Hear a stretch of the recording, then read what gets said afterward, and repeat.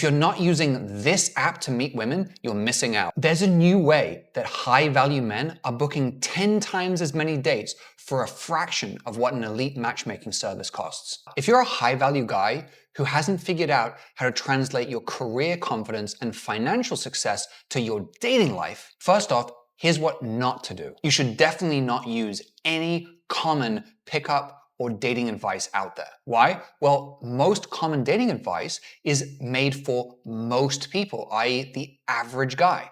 The average guy doesn't earn that much money, he's probably overweight, he probably doesn't have that much drive and ambition, he probably doesn't have that much confidence in himself, and he's probably not someone that's created an amazing life that's worthy of bringing a quality woman into. So most of the stuff out there that's geared towards that guy is teaching him manipulative lines and routines and techniques to try to pretend or fake having confidence and being high status to trick the woman into sleeping with him. But you're not the average guy at all. If you make above $25,000 a month and you have visible abs, you're already in the top 0.3% of the male population in the United States and the top 0.03% of the male population on Earth. So why would you opt for the common dating advice of the average guy? That would be like learning used car salesman tactics to try to sell a Lamborghini or a Patek. If you went into that car showroom and a guy started using those weird sleazy techniques on you, you'd be like, something's wrong with this car, or maybe it's fake or something. So using that common advice for the common person is not just not useful for you, it's actually going to shoot you in the foot and make you appear like you lack confidence or like you feel like there's something wrong with you. Number two, swiping on dating apps. The problem with this, the average match rate is just 0.6%. So it takes thousands of swipes to get just a handful of matches. And the matches you do get are mostly kind of average girls. The really super hot, high quality women are not on dating apps. Maybe for a space of like 48 hours after they just break up with someone and their friend tells them to get on the app. But after they get overwhelmed with all of these guys flooding them, they just end up deleting the app anyway. So what you're left with is a bunch of 6s and 7s who think that they're 10s because they get so many matches all the time, who are difficult to deal with, they're not that attractive anyway, and you have to work really hard and text them back and forth and waste all of this time swiping and all of this time messaging just to set up a date with a girl that you realize you end up settling for and isn't even that attractive. The fact is, many dating app insiders have come out admitting the fact that their algorithm has nothing to do with matching people together on the basis of having a long-term successful relationship. The algorithm is based on getting people to pay and stay on the app. So to the extent that it works for anybody, it will match the top 1% of the most attractive guys with girls that they wouldn't want to date long term, but are happy to have easy casual sex with. That's it. And number three, those so-called elite matchmaking services are no better. Think about it.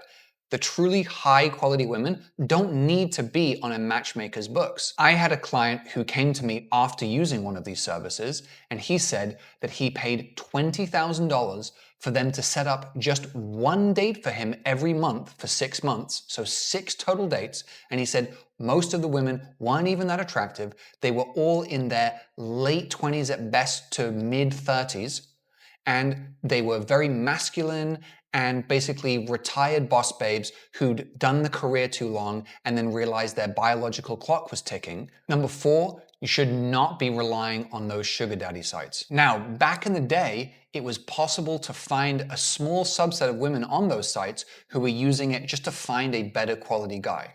However, these days, especially in major cities, the vast majority of women on there are professionals. I've had more than one client report to me that they end up getting scammed from those sites. And at best, even if you don't get scammed, you're essentially engaging in soft prostitution, which if you're going through a dry spell, I get it. But if you want to actually have a long-term fulfilling relationship, the best you're going to get is something that's very, very transactional and doesn't really feel that good fundamentally. Number five, chasing around women in nightclubs till 2 a.m. So again, for the average guy, most of the common pickup and dating advice revolves around this particular situation.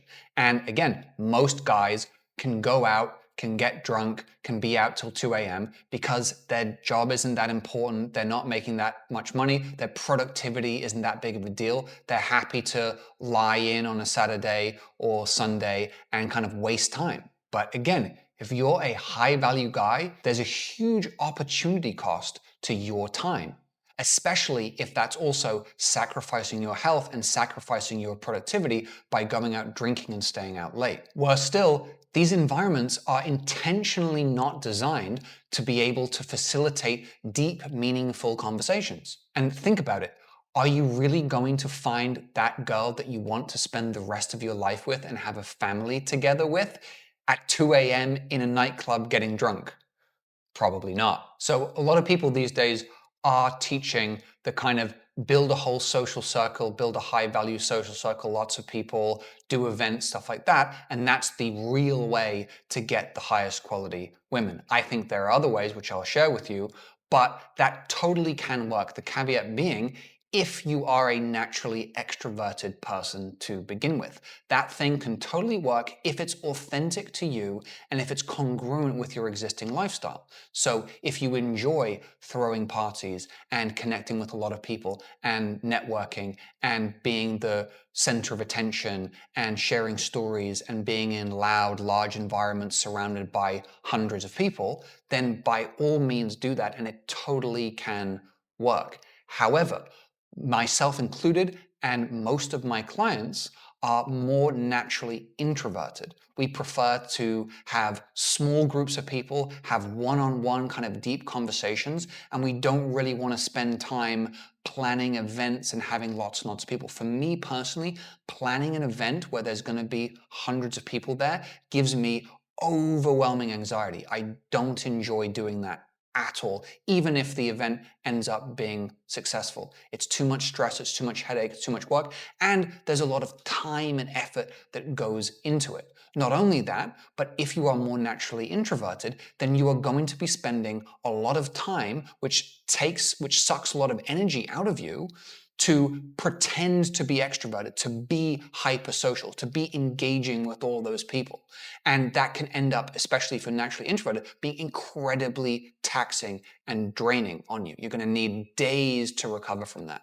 So most of the guys that I coach, that just really isn't congruent with their existing lifestyle or their personality type.